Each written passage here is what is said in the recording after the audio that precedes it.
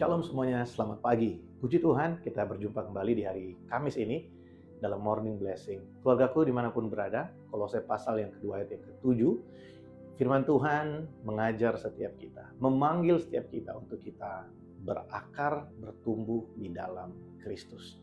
Nah, di hari Senin kemarin saya sempat singgung bahwa yang kita perlukan memasuki tahun yang baru ini bukan menambah kegiatan, bukan menambah komitmen, untuk hal yang baru maksudnya, tapi mari kita datang pada Tuhan dengan ketekunan dan kesetiaan.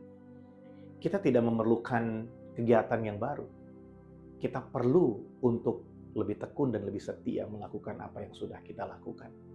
Kenapa? Karena seringkali kita hanya suka dengan euforia. Oh, kayaknya si A atau golongan tertentu melakukan ini, membuat kegiatan ini. Dan kayaknya kalau kita nggak buat, kita nggak bikin acara yang sama, kegiatan yang sama, kayaknya kita ketinggalan zaman gitu. Enggak sih. Yang lebih penting dari melakukan sesuatu yang baru adalah berakar di dalam Kristus. Dan yang membuat kita berakar ketika kita tekun di dalam Dia. Kita setia melakukan apa yang kita lakukan. Kita setia dalam perenungan firman Tuhan. Kalau kita mau jujur ya, saat teduh aja kita masih sering bolong-bolong. Tidak usah berpikir untuk menambah kegiatan yang lain, karena yang udah jelas adalah basic dari perjalanan iman kita, yaitu hubungan pribadi. Setiap hari aja kita masih bisa bolong. Kalau kita setia, kita tekun merenungkan firman Tuhan, tekun melakukan saat teduh, kita akan menjadi kuat di dalam Tuhan.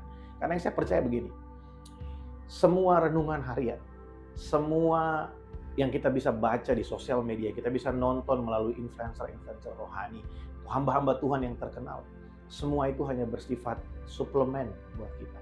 Itu hanya makanan tambahan buat kita. Tapi main course kita adalah bagaimana kita merenungkan firman Tuhan setiap hari. Secara pribadi, itu yang membuat kita bertumbuh, membuat kita berakar dalam Tuhan. Ketika kita berani melakukan firman Tuhan, mungkin kecil, tapi kita mulai dari yang kecil, kita setia pada yang kecil, melakukan yang kecil, Tuhan pasti akan membantu, menolong kita, supaya kita mampu melakukan yang besar. Nah, seringkali kita suka mau langsung bikin yang besar, dan kita melupakan untuk setia melakukan yang kecil. Di dunia yang kita hidupi sekarang ini, iman sepertinya sangat berkorelasi dengan emosi. Jadi iman ditentukan oleh emosi, emosional sekali. Ketika kita butuh sesuatu, wah aku percaya ini pasti aku dapat, sehingga kita mulai menggebu-gebu. Tapi ketika kita gagal, atau ketika kita tidak mendapatkannya, atau ketika kita melihat ada sesuatu yang tidak sesuai dengan apa yang kita harapkan terjadi, kita mulai padam lagi. Jadi iman dikendalikan oleh emosi. Kalau kita tertanam di dalam Kristus, kita berakar dalam Dia, iman kita tidak ditentukan oleh emosi.